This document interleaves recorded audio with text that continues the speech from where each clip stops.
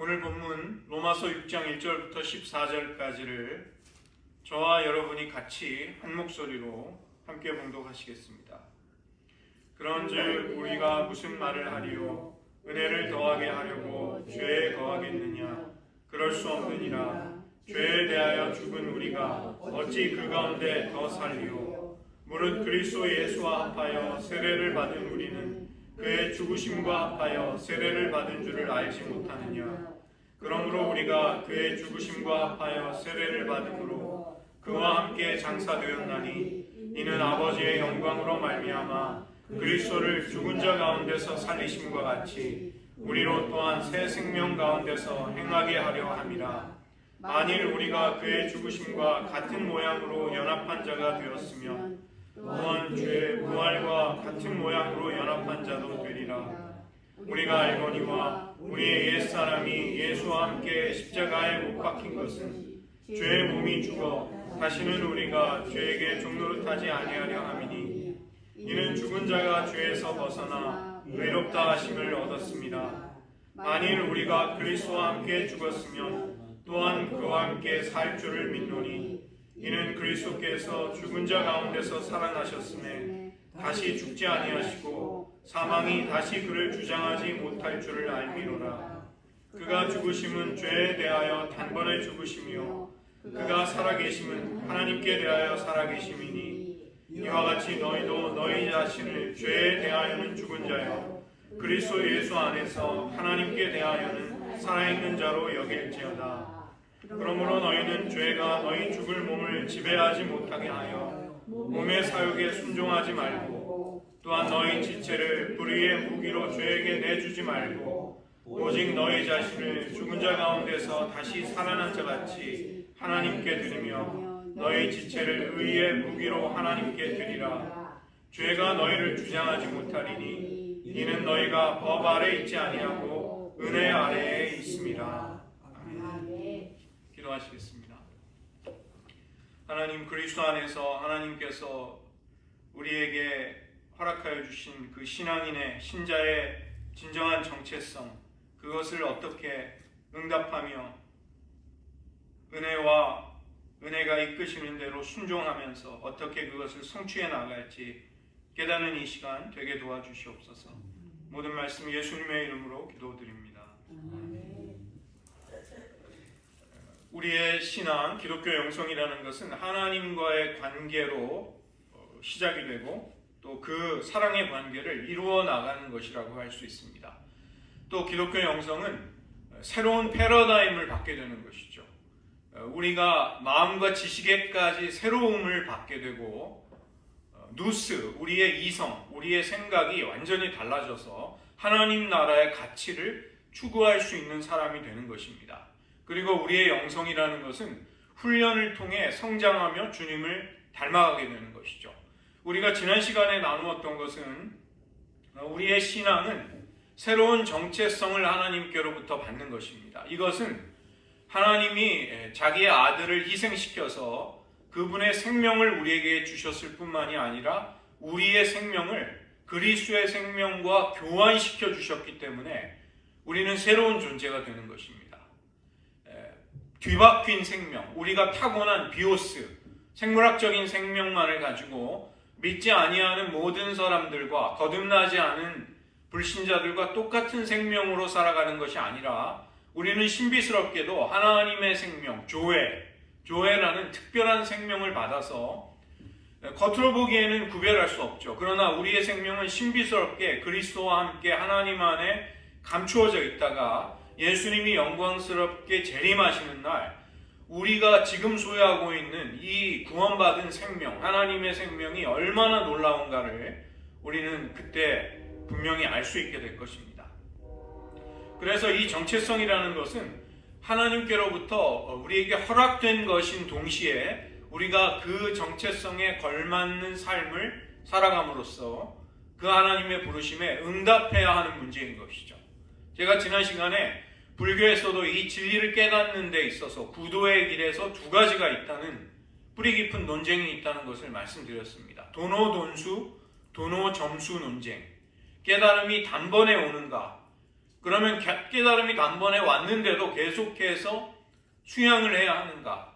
깨달음과 함께 우리의 수양은 완성되는 것인가 아닌가? 이러한 뿌리 깊은 논쟁이 있어 왔고, 이 두 가지의 길은 어찌 보면 서로를 보완해 주는 것입니다. 그래서 우리의 새로운 정체성의 출발은 하나님의 자비롭고 선하신 성품에 있다. 이것으로부터 출발할 수 있다. 하나님이 어떠한 분이신가에 의해서 우리는 어떠한 존재로 계획이 되고, 그 아름다운 하나님의 계획이 구원의 여정 속에서 지금 이루어져 가고 있는 것이죠. 하나님은 우리 안에 근본적인 필요를 만들어 주셨다. 이것을 지난 시간에 나누었습니다. 우리는 사랑받는 존재가 되기를 원하고, 의미를 가지고 소중하게 우리가 중요하고 의미 있는 존재로 성취감을 가지고 인생을 살아가기를 원하는 것이죠. 그래서 우리 안에 이런 근본적인 필요를 하나님은 어떻게 완성해 가시는가? 세 가지 측면에서 삼위일체 하나님의 관점에서 우리가 접근할 수 있는 것입니다. 먼저는 성부 하나님께서 영적인 공동체를 만들고 싶어 하십니다. 하나님의 가족을 이루어 가시는데, 하나님의 영광을 나타낼 사람들을 그분의 아들과 딸들로 삼아 하나님은 새로운 가족을 이루시는 것이죠. 이 사귐 속에서 우리는 하나님 아버지의 사랑을 받게 되고, 그 하나님께 사랑을 또 드리면서 살아갈 수 있게 됩니다.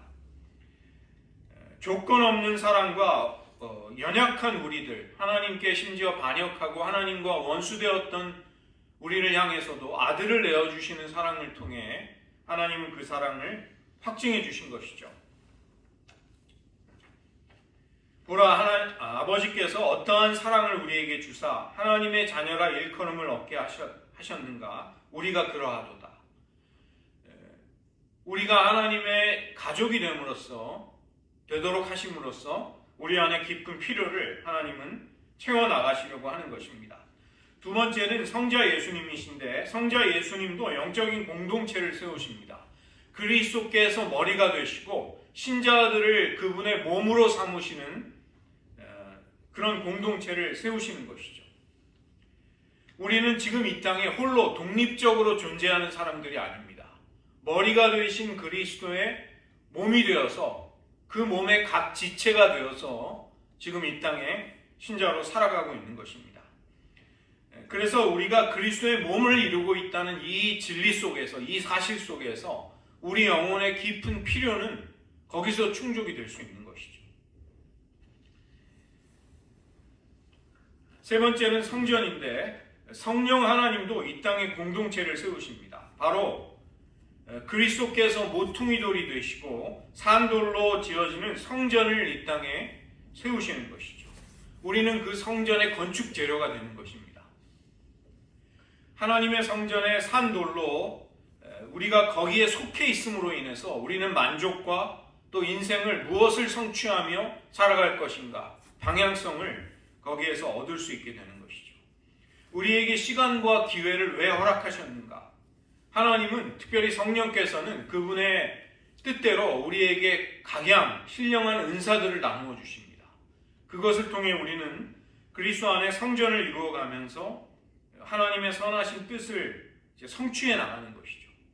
사도 바울이 골로새서 1장 29절에서 이를 위하여 나도 내 속에서 능력으로 역사하시는 이의 역사를 따라 힘을 다해 수고한다. 바울은 자기가 보기에 중요하다고 의미 있다고 여기는 인생의 목표에 투신하는 그런 사람이 아니었습니다. 내 속에서 능력으로 역사하시는 이의 역사를 따라서 내가 온 힘을 다해 그 하나님의 부르심, 하나님의 소원, 하나님이 나에게 주신 비전에 수고하고 거기에 내 인생을 드리고 있다. 이렇게 말하는 것이죠.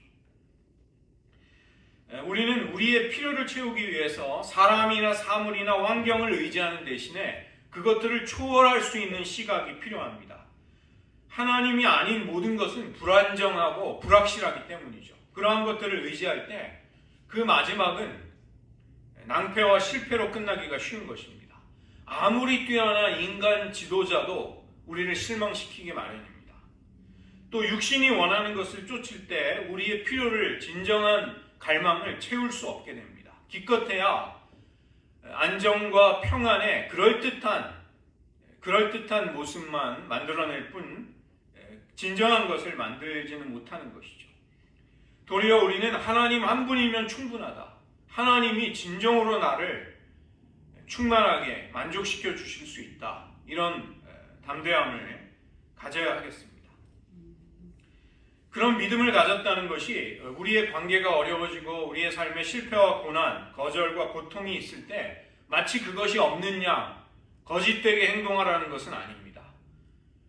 우리의 현실 속에 겪게 되는 모든 일들은 여전히 우리를 고통스럽고 아프게 하는 것은 사실이죠. 그러나 우리의 자아상, 우리의 신앙의 기초를 사람들이 아닌 하나님으로부터 찾을 때 우리는 무너지지 않을 것입니다.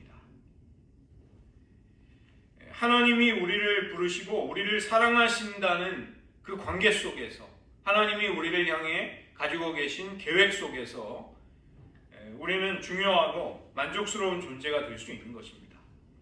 그런데 문제는 많은 그리스도인들이 자신의 안전과 삶의 의미, 인생의 성취를 추구하면서도 왜 계속해서 불신자처럼 행동하는가? 왜 방황하는가? 우리가 성령님과 동행하는 것을 막는 세 가지의 강력한 세력이 있습니다. 바로 육신과 세상과 사탄입니다.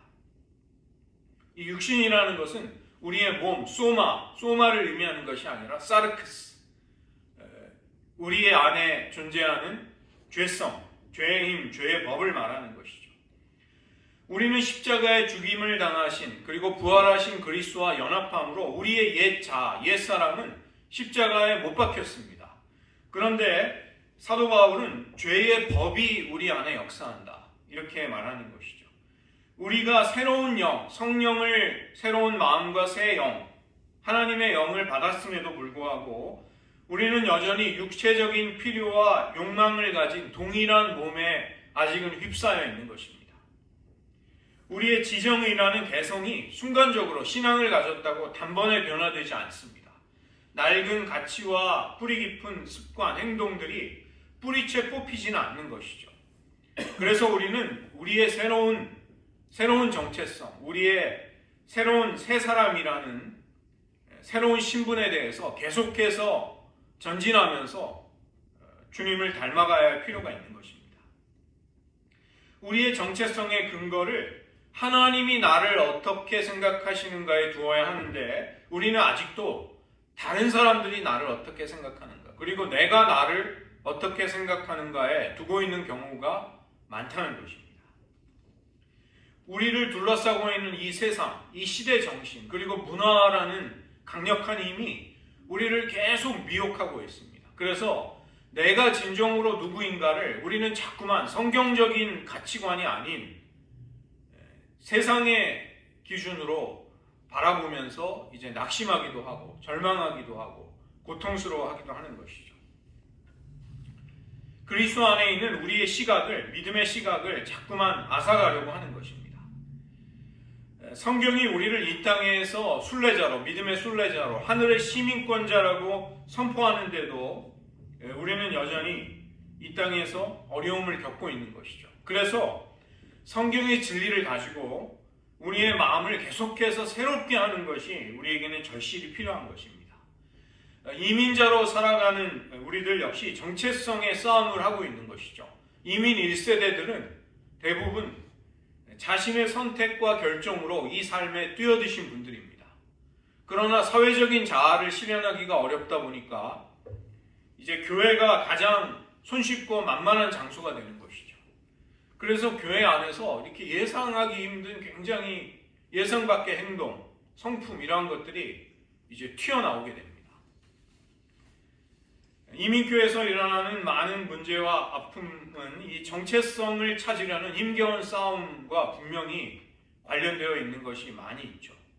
이민 2세들도 듀얼 아이덴티티, 이중적인 정체성에 힘든 싸움을 할 수밖에 없습니다. 뿌리는 한국인인데 영어가 모국어가 돼서 영어로 생각을 합니다. 그러나 주류 사회는 유리천장을 치고서 나를 잘 받아주지 않는 것입니다. 내가 누군가라는가, 내가 누구인가, 이 정체성에 대한 질문이 늘 부딪혀 오는 것이죠.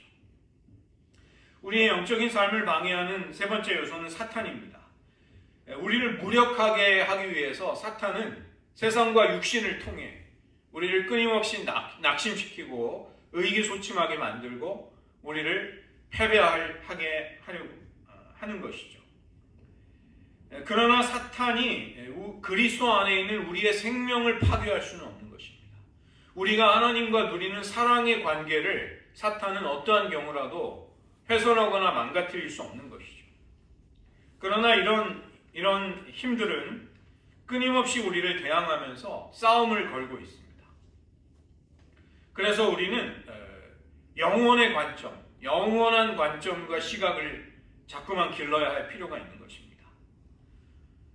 우리의 가치, 우리의 필요를 진정으로 만족시키는 하나님의 계획에 우리가 어떻게 반응해야 될까, 어떻게 응답해야 될까, 이것을 결국은 계속 깨달아가야 하는 것이죠. 오늘 로마서 6장이 바로 그런 하나님의 계획이 우리에게 어떻게 이루어져 가는가를 알려주는 말씀입니다. 로마서 6장은 우리의 겉사람에서 속사람으로 우리의 삶이 변화되고 새로워져야 할 것을 묘사하는 것이죠. 먼저는 3절부터 10절을 보시면 그리스도 안에 있는 자신의 정체성을 알아야 한다. 먼저 알라. 이 부르심입니다. 먼저 알아야 한다. 이 진리가 그 다음에 이 진리가 맞다고 간주하면서 여겨야 하고 마지막에는 하나님께 자신을 바쳐야 하는 것이죠. 이 세 가지의 요소. 첫 번째는 알라는 것입니다. 그리스도인은 영적인 무지와 건망증으로 어려움을 겪습니다. 이 복음서를 보면 그 제자들의 어려움이 그들이 끊임없이 주님이 알려주신 하나님 나라의 비밀을 깨닫지를 못합니다. 물론 그들은 성령을 받고서 하늘의 지혜를 가지고 예수님이 하신 말씀을 온전히 이해하는 사람들이 되는 것이죠. 그리고 금방 예수님의 능력과 기적을 체험하고서도 영적인 건망증에 사로잡혀서 또 불신앙과 연약함, 회의에 빠지는 것입니다. 많은 신자들의 어려움도 마찬가지이죠. 우리가 그리스도 안에 있다는 사실을 알지 못하거나 잊어버리는 가운데 우리는 어려움을 겪습니다. 그리고 우리의 자아상의 기초를 잘못된 기초로부터 자꾸만 끌어오는 것이죠. 사람들이 우리를 누구라고 말하는가, 우리가 우리 자신을 어떠한 사람으로 깨닫고 분석하는가, 이것보다 중요한 것은 하나님이 우리를 누구라고 말씀하시는가입니다. 그러나 우리는 많은 경우 세 번째가 아니라 첫 번째와 두 번째 질문에 대한 답으로서 우리의 정체성의 근거를 삼으려고 하는 것이죠. 신자로서 사람들의 말, 세상의 평가, 나 자신에 대한 분석이 아니라 하나님의 말씀, 우리가 누구라고 말씀하시는 그 진리의 정체성의 근거를 두어야 하는 것입니다. 우리가 그의 죽으심을 본받아 연합한 자가 되었으면 또한 그의 부활을 본받아 연합한 자가 되리라. 예수님이 우리를 위해 죽으셨다는 사실을 우리는 아는 것이죠. 또 우리의 옛사람이 예수와 함께 십자가에 못 박힌 것은 죄의 몸이 멸하여 다시는 우리가 죄에게 종노릇하지 아니하려 함이니 이는 죽은 자가 죄에서 벗어나 의롭다 하심을 받았음이니라. 이 선언을 우리는 십자가에서 우리를 위해 희생하신 그 십자가의 복음과 함께 동일한 의미로 받아들여야만 하는 것입니다. 그리스도와 함께 십자가에 못 박힘으로써 우리가 죄의 속박에 대해서 죽었다는 하나님이 우리를 위해 이루어 놓으신 사실, 우리는 이것을 온전히 받아들여야 하는 것이죠. 그런데 문제는 바로 이 지점에서 반문이 터져 나오는 것입니다. 나는 그게 믿겨지지 않는데요. 느껴지지 않는데요. 그게 확신이 되지 않는데요. 여전히 죄의 세력과 힘은 나를 휘몰아치는 것 같습니다. 뿌리 깊은 나쁜 습성, 세상의 악한 영향력 아래 나는 너무나도 연약하게 패배하곤 합니다. 이 말씀이 나를 향한 하나님의 계획이자 나를 위한 그리스도 안의 성취라고 도대체 실감이 나지 않습니다. 그러나 우리는 이 진리를 느끼지 못할지라도 우리의 신분을 하나님이 이루셨다는 이 하나님의 성취의 기준으로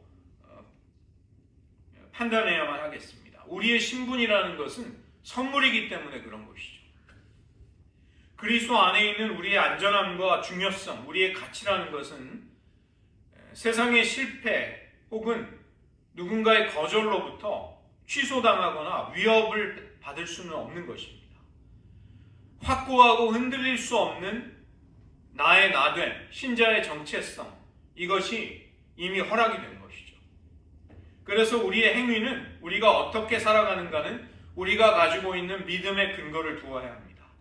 우리가 누구냐라는 사실이 우리가 무엇을 하는가를 결정해야지 그 반대가 되어서는 안 되는 것이죠. 당연히 행위, 어떤 사람이 우리가 어떤 행위를 한다고 할 때 그 사람이 누구인가를 어느 정도는 반영할 수 있습니다.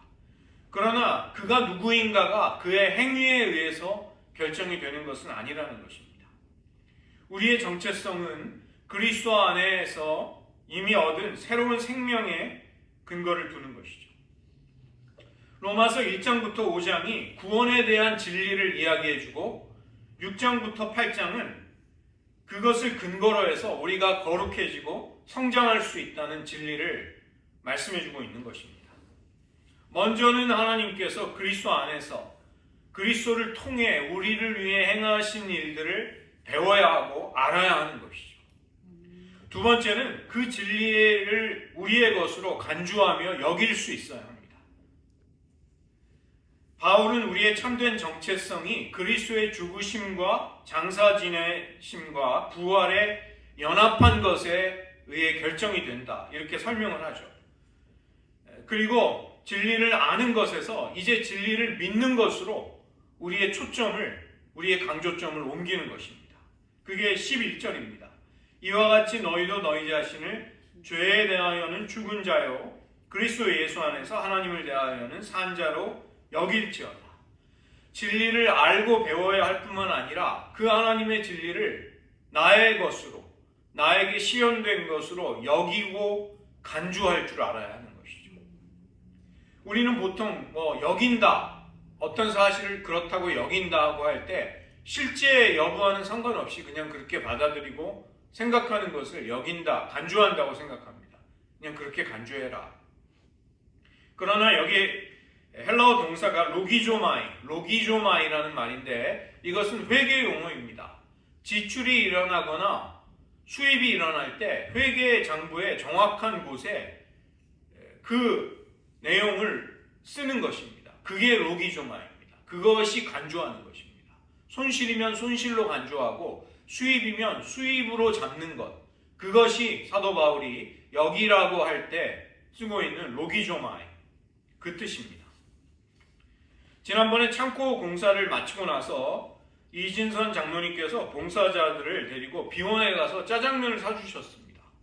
만약에 다 먹고 장로님이 이제 계산을 하고 나오시는데 제가 딱 나서서 잠깐만요, 저는 장로님이 값을 지불했다는 사실을 도저히 믿을 수 없습니다. 만약에 제가 그렇게 행동을 하면 기껏 우리를 대접해 주신 장로님의 친절과 호의를 모욕하는 행동이 되는 것입니다. 그리고 난 도저히 믿지 못했으니까 제가 목사니까 제가 카드로 계산하겠습니다, 이렇게 나서면 정말 말도 안 되는 행동이죠. 그런데 이런 비슷한 일을 신자들은 놀랍게도 한다는 것입니다. 하나님이 그리스도 안에서 엄청난 일을 하셨는데, 그리스도의 핏값을 다 지불하셨는데 우리는 마치 그게 지불이 안 된 것처럼 행동하는 것이죠. 그러면서 나는 죽겠다, 신앙이 하나도 도움이 안 된다, 교회가 내가 어려울 때 뭐 해준 게 있느냐, 이런 엉뚱한 소리들을 하고, 성경 이 약속이 나에게, 이 엄청난 약속이 그게 믿는 사람들이나 감동한 사람들이나 도움이 되는 거지 나한테 무슨 소용이 있냐, 이런 이야기를 하는 것입니다. 진리를 듣는 자가 믿음으로 그 들은 말씀에 화합해야만 그것이 역사할 수 있는 것이죠. 그리고 이것은 저절로 이루어지지 않는 것입니다. 히브리서 4장 11절은 믿음으로 저 안식에 들어가기를 힘쓸지라. 믿음으로 저 안식에 들어가야 한다. 안식에 들어갈 일이 아직 믿는 자들에게는 남아있다. 여호수아가 안식을 준 일이 완전하다면 또 다른 안식을 말할 필요가 없다. 또 다른 안식이라는 것은 영적인 여호수아, 그리스도께서 우리를 데리고 들어갈 영적인 안식이 있는 것이죠. 믿음으로 그 안식에 들어가기를 힘쓰라. 힘쓰고 애쓰고 투쟁해라. 노력해라. 그걸 너희 것으로 만들어야 한다. 이렇게 히브리서 기자는 말하는 것입니다. 어떤 사람이 아직도 자기 자신을 죄에 대해서 살아있다고 느낀다면 그것은 하나님이 하신 일이 부족해서가 아니라 자기 자신을 죄에 대해서 죽은 자로 간주하지 못하기 때문입니다. 그래서 간주한다는 것, 여긴다는 것은 자연스럽지도 쉽지도 않은 일인 것이죠. 나의 친숙한 느낌, 생각, 내가 평생에 걸쳐서 나의 신앙과 나의 정체성에 대해서 가져왔던 그런 근거들을 통해서 행동하는 것은 쉬운 일이지만 하나님이 나에게 그리스도 안에서 행하신 일, 복음의 선포를 나의 새로운 정체성의 기초로 삼아서 생각하고 행동한다는 것은 믿음과 용기를 필요로 하는 것이죠. 그 때문에 하나님은 우리에게 때로는 깊은 실패와 절망을 맛보게 하십니다. 우리가 가지고 있는 모든 영육간의 자원이 다 고갈이 되고 완전히 바닥이 나서 하나님께 완전히 깨어지고 굴복당해서 surrender, 순복, 하나님께 완전히 항복해서 정말 하나님밖에는 저를 구원하시고 저를 이끄실 분이 없습니다. 이 고백을 할 때까지 우리를 낮추시는 것이죠. 우리 자신을 신뢰하고 우리 자신을 의지하는 것이 종말을 맞이할 때, 끝장이 날 때 거기에서 하나님을 향한 순전한 신뢰가 거기서부터 시작이 될 수 있는 것입니다. 우리 인생에 필연적으로 슬픔과 고통과 괴로움, 산산조각난 꿈과 희망들, 이러한 일들이 왜 찾아오는가? 우리는 우리가 우리 스스로를 도울 수 없는 쓰라린 패배를 맛보고 나서 우리가 자기 자신을 의존하는 데에서 벗어날 수 있게 됩니다. 그래서 제일 복된 믿음은 하나님의 말씀 그대로를 신뢰하고 따를 수 있는 믿음입니다. 예수님이 백부장의 믿음에 대해서 깜짝 놀라셨습니다. 말씀만 하옵소서. 그런 사람이 거의 없는 것이죠. 인생의 학교에서 우리는 선택 과목을 마음대로 결정할 수가 없습니다. 하나님은 우리가 가진 자기 신뢰, 내 자신에 대한 의뢰를 포기할 수 있도록 우리에게 고통스럽지만 여러 과목들을 배우게 하시는 것이죠. 우리는 우리 스스로의 삶을 처음부터 통제할 수 없었습니다. 그런데 우리는 그런 헛된 꿈과 환상에 사실은 오랫동안 사로잡혀 있었던 것이죠. 우리의 삶과 계획에 대한 모든 통제를 예수님께 맡겨드릴 때 우리는 평화를 발견하게 됩니다. 그분을 위해서 우리의 생명을 잃어버리는 대신에 우리는 주님의 생명을 발견하게 되는 완전히 새로운 세계로 들어가게 되는 것입니다.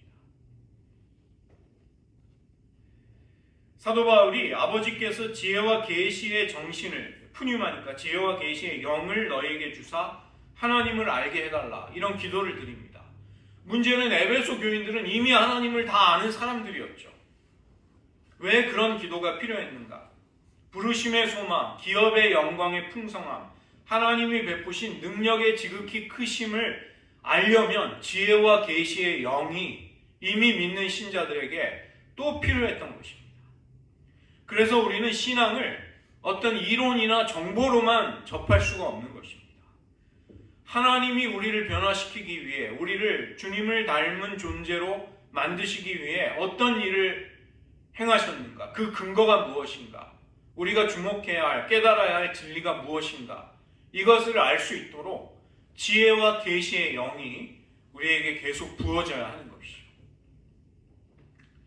우리가 새로운 피조물이 되었다는 것은 하나님 나라의 시민, 그분의 가족, 새로운 유산을 가진 상속자가 된 것입니다.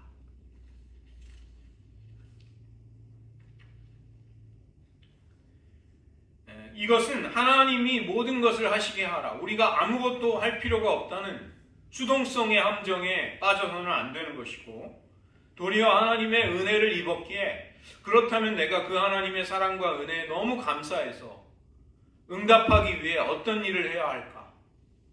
이 문제가 있는 것이죠. 우리는 죄가 하나도 없는 완벽주의자로 산다기보다 우리도 때로 실패합니다. 우리도 낙심하고 죄도 짓습니다. 때로는 유혹에 넘어지기도 하는 것이죠. 그러나 육신과 세상과 사탄에 맞서 싸우는 영적인 전쟁이 우리 앞에 늘 놓여 있다는 것을 깨닫고 그러한 싸움에 하나님을 의지하면서 용기 있게 뛰어드는 사람이 되는 것입니다.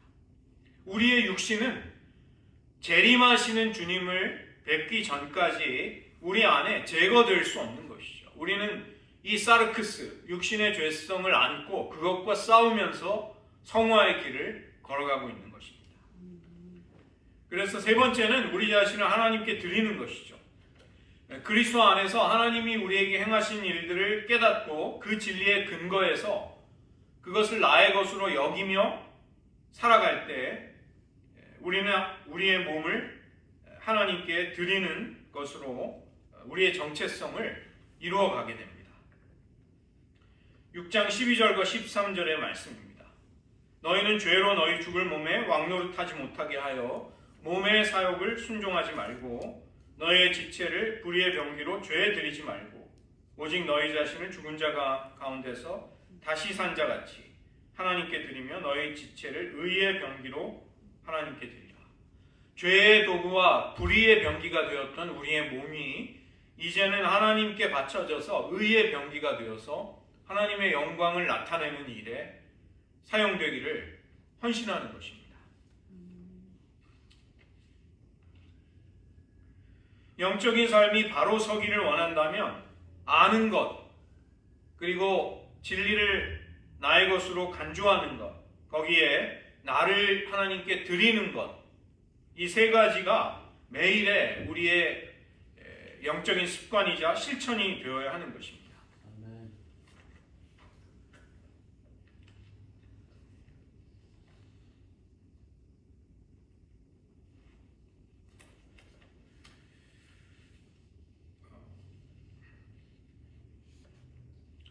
이러한 진리를 확고하게 할 때 우리는 더 이상 움켜잡는 자, 나의 것을 잃어버릴까봐 두려워하는 자가 아니라 아낌없이 베풀어주고 나누어 주는 자가 될 수 있는 것이죠.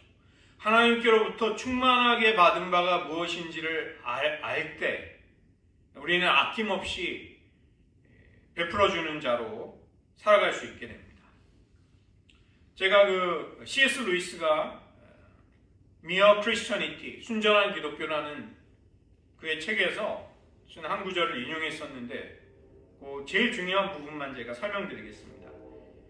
당신이 찾는 진정하고 새로운 자아, 그 자아는 그리스도의 것이면서 동시에 당신의 것이고 그분의 것이기에 당신의 것이 될 수 있는데 그 새로운 자아를 그 자체를 찾고 있는 한은 그 자체를 발견하지 못한다는 것입니다. 우리가 그리스도를 찾으려고 할 때 그 진정한 우리의 새로운 정체성은 발견될 수 있다. 이것을 이야기하는 것이죠. 우리가 그리스도를 찾는다면 그분을 발견하고 그리스도와 함께 그분 안에 담겨져 있는 모든 것을 발견하게 된다. 우리가 우리의 필요를 만족시키려고 하면 좌절과 실패를 맛보게 됩니다. 그러나 우리는 주님을 신뢰해야 하는 것이죠. 그리고 그 신뢰의 근거는 우리의 신앙이 출발하는 지점으로 우리를 데려가는 것입니다. 즉 하나님의 선하시고 자비로우신 성품, 그분이 어떠한 분이신가, 여기에서 우리의 신앙은 출발하게 됩니다. 하나님은 그분의 목적과 계획을 위해 우리를 단지 이용하는 분이 아니라 우리의 지극히 선한, 우리의 가장 온전한 유익이 되는 바를 위해서 아낌없이 우리를 사랑해 주시는 분이라는 거죠. 그 때문에 하나님께 불순종한다는 것은 파멸에 이르는 길이 됩니다. 그리고 그분의 뜻에 대한 순종은 우리가 온전히 한 인간으로서 성취하고 완성에 이르는 길이 되는 것이죠.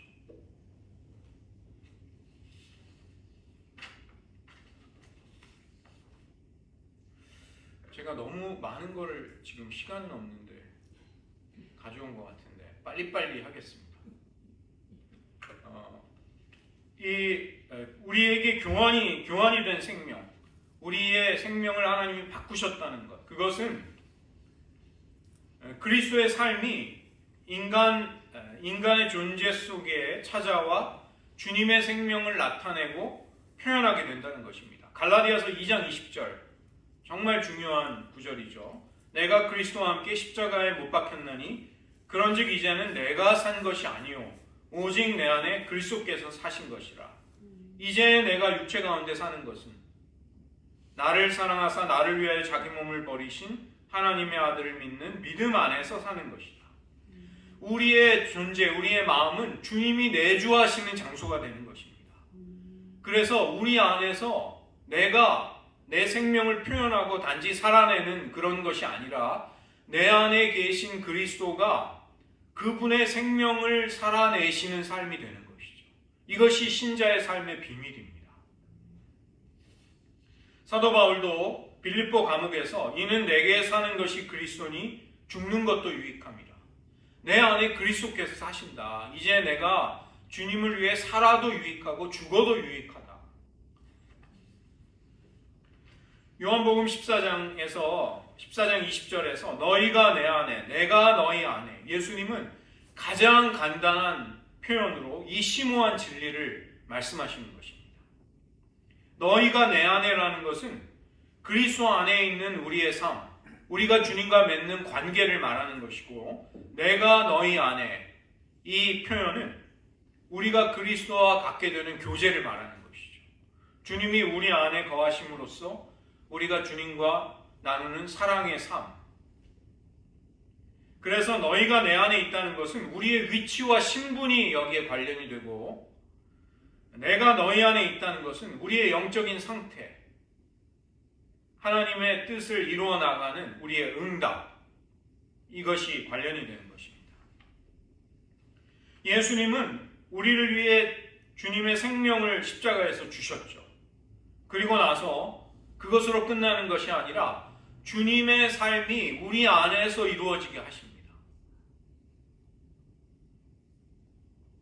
우리 안에 사시는 그분이 주님의 삶을 우리 안에서, 우리를 통해 이 땅에 펼쳐 보이시는 것이죠.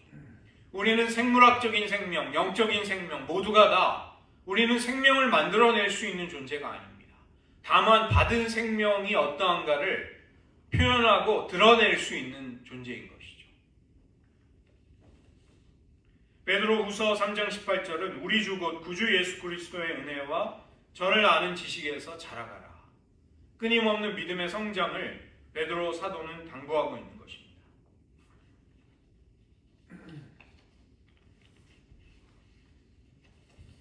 네 번째로 신자의 삶이라는 것은 율법주의와 방종이라는 두 개의 극단을 피해서 그리스도께서 우리에게 주신 자유를 누리는 삶입니다.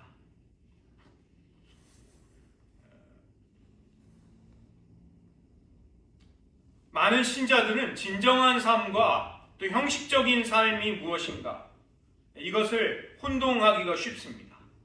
해야 할 것과 하지 말아야 할 것들을 끊임없이 지켜야 하는가, 아니면 꺼리낌 없이 어떤 제약도 규제도 없이 내 마음에 내키는 대로 하나님이 자유를 주셨다면 내 마음대로 할 수 있는 것 아닌가. 수많은 유대주의자들의 영향으로 갈라디아 교인들은 율법주의의 멍에를 지게 됐죠. 갈라디아서를 저희가 살펴볼 때 사도 바울이 그 문제를 깊이 있게 다루고 있습니다. 은혜를 인하여 믿음으로 말미암아 너희가 구원받았다. 그 똑같은 진리로 너희들은 거룩해지는 것이다. 은혜를 인하여 믿음으로 말미암아 너희들은 거룩해진다. 결코 율법을 지킴으로 거룩해지는 것이 아니다. 너희가 성령을 받은 것이 율법의 행위로냐 듣고 믿음으로냐. 너희가 이같이 어리석으냐. 성령으로 시작하였다가 이제는 육체로 마치려고 하느냐. 바울이 그것을 안타까워했던 것입니다. 이것은 우리의 삶이라는 것, 신자의 삶이라는 것은 외적인 규정이나 의식을 지키는 것이 아니라 주님과 맺게 된 우리 내면의 관계 속에서 이루어지는 것이죠. 성령을 통하여 믿음으로 그리스도를 닮아가는 것이 신자의 삶인 것입니다.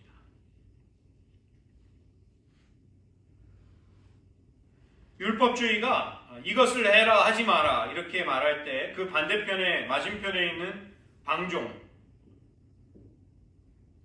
방탕한 삶은 하고 싶은 대로 해라 이렇게 우리를 유혹하는 것이죠. 신자들은 천국의 축복과 이 땅에서 맛보는 죄악의 쾌락 양쪽을 다 취하려고 합니다. 그리고 나중에 하나님께로 돌아와서 구원만 받으면 되는 것이 아닌가. 그래서 신자의 삶이라는 것은 이러한 두 가지의 함정을 잘 피해서 하나님이 우리에게 주신 자유를 누리는 것입니다.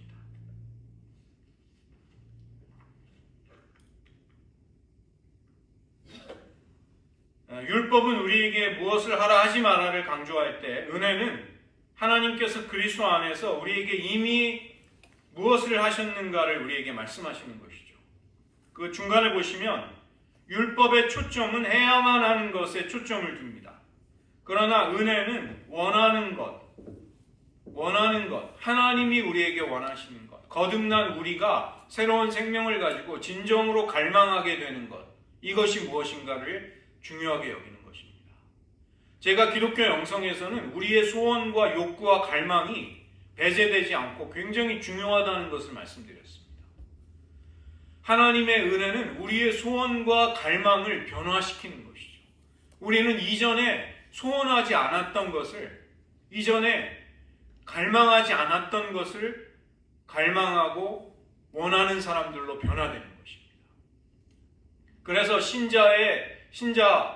우리가 거듭나고 나서 신자가 되고 나서 우리 안에 어떤 진정한 소원이 있는가, 갈망이 있는가, 이것을 찾아가고 발견해가는 것은 굉장히 중요한 일이 되는 것입니다.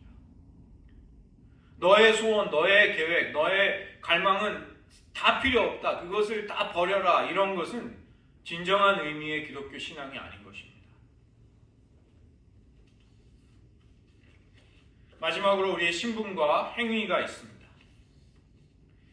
우리가 그리스도께 구속이 되면 우리는 그리스도의 종이 되어서 역설적으로 진정한 자유를 누리게 되는데 그 자유에는 책임과 결과가 따르게 되는 것이죠. 누군가 우리에게 당신의 진정한 신분은 무엇입니까? 만약에 우리가 어떤 공항에서 우리는 당연히 우리의 신분증을 이렇게 보여주겠죠. 그리스도 안에 당신은 누구십니까? 우리는 그것에 대해서 무엇이라고 대답할 수 있을까요? 지금 그리스도 안에 있는 내가 누구인가가 곧 나의 신분입니다. 우리는 그렇게 말할 수 있는 것이죠.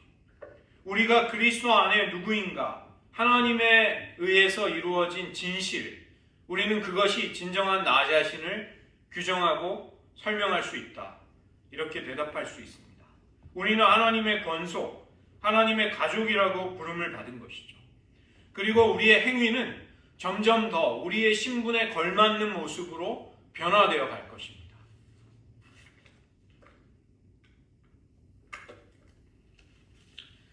사도 바울이 쓴 서신서들이 우리의 신분과 거기에 걸맞는 우리의 삶을 이야기하는 것도 그 때문인 것이죠.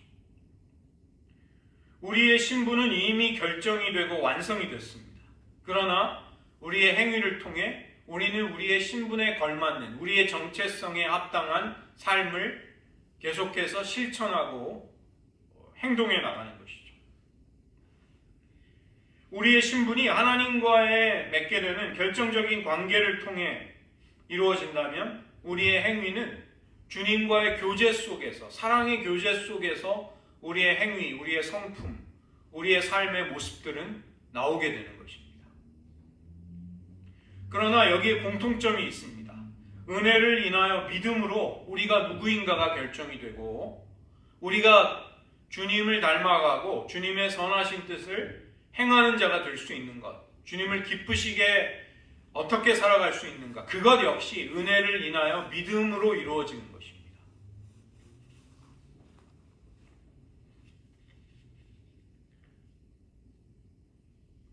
우리가 예수님을 위해 무언가를 노력하고 성취하려고 하는 것과 우리의 삶에 예수님을 초청하고 모셔드림으로써 예수님의 생명이 우리를 통해 나타나도록 하는 것, 이것은 질적으로 완전히 다른 것입니다. 이 차이를 이해할 수 있을 때 우리는 진정한 신자의 삶을 살아갈 수 있는 것입니다. 우리가 예수님 안에 거하면서 성령님과 동행할 때, 우리가 다른 누군가를 섬기고 사랑할 때 과연 예수님만이 그 일을 행하실까요? 거기에 우리 자신은 배제되고 포함이 되지 않을까요?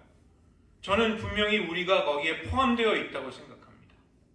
우리가 주님을 사랑하고 주님과 연합해서 우리도 주님이 행하시는 아름다운 일들을 주님과 함께 행하는 사람이 되는 것입니다. 성령의 열매인 사랑과 일합과 화평과 오래 참음, 자비와 양선, 충성, 온유, 절제, 이것들이 갑자기 우리와 상관없이 갑자기 무슨 뚱딴지같이 우리에게서 나오는 성품이 된다기보다 주님을 사랑하고 주님과의 교제 속에서 그것은 우리의 성품이 되어서 우리 안에서 열매로서 맺어지게 되는 것이죠. 우리는 더 이상 변화될 수 없다거나 하나님이 우리를 구원하시고 그 다음부터는 우리가 행하는 거에 모든 것이 달려있다, 이런 식의 생각은 잘못된 것입니다. 우리의 생명이 교환이 되어서 새로운 정체성을 받았다는 것, 이것은 주님의 생명이 우리를 위해 주어졌을 뿐만이 아니라 그 생명이 우리 안에 거하시면서 주님의 생명을 우리 안에서 끊임없이 이루어 나가고 있다는 그것을 강조하는 것이죠. 그 때문에 우리가 하나님을 의지하는 것과 훈련을 해나가는 것, 하나님의 주권과 인간의 책임, 이것은 균형을 가져야 되는 것입니다. 흔히 믿음의 길을 순례길이라고 그렇게 우리가 비유를 하죠. 우리가 순례의 길을 걸을 때 주님이 임재하시고 우리가 주님께 순종하는 것이 필요합니다. 그러나 그것이 곧 그 순례의 끝으로 인도하는 것은 아니라는 것입니다. 주님의 임재는 우리를 순종으로, 또 우리의 순종은 주님과의 더욱 깊은 연합과 교제로 우리를 이끌어가게 되고, 그 여정의 끝에서 우리는 하나님과 연합하는 영광스러운 구원의 완성을 맛보게 될 것입니다.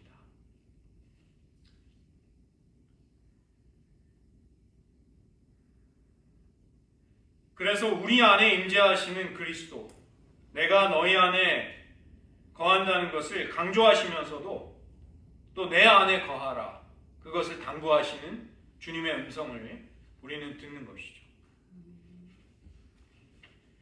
그리스도께서 우리를 통해 임재하시면서 그분의 생명을 우리 안에 나타내시는 것, 바로 요한복음 15장의 포도나무와 가지의 비유에서 말씀하고 있는 것입니다. 그래서 이제 우리는 우리의 정체성을 우리의 신분에 걸맞는 순종으로 믿음의 행위를 통해서 나타내는 아름다운 부르심 속에 있는 것입니다. 이 길에서 승리하시기를 주님의 이름으로 축원드립니다. 이 시간 오늘 말씀을 의지하며 저희들 한 가지 기도하기 원합니다. 우리에게 주신 정체성을 세우는 길을 로마서 6장은 세 가지로 말씀하고 있습니다. 하나님이 그리스도 안에서 우리에게 이미 행하신 일을, 그것이 무엇인지를 알라. 그리고 두 번째, 그 진리의 근거에서 너희 자신을 그리스도와 연합한 자로 간주함으로써 죄에 대하여 죽고 하나님께 대하여 살아있는 자로서 그렇게 여겨야 한다. 그것은 곧 죄의 도구가 되었던 너희 자신을 의의 병기로 하나님께 바치는 삶으로서 완성이 될 것이다. 주님도 말씀하셨습니다. 내 안에 거하라. 나도 너희 안에 거하리라. 주님이 우리 안에, 우리가 주님 안에 거하는 상호 내주의 신비, 기독교 신앙의 가장 영광스러운 이 진리를 우리가 받은 새로운 정체성에 걸맞는 삶으로 주님 순종을 통해 표현해낼 수 있도록 도와주시옵소서. 깨달음 속에서 그 진리를 나의 것으로 여기는 가운데 나의 몸을 의의 병기로 바치는 헌신 속에서 이루어가게 하여 주시옵소서. 이 시간 함께 우리의 정체성, 그것에 대한 응답을 위해서 잠시 기도하겠습니다.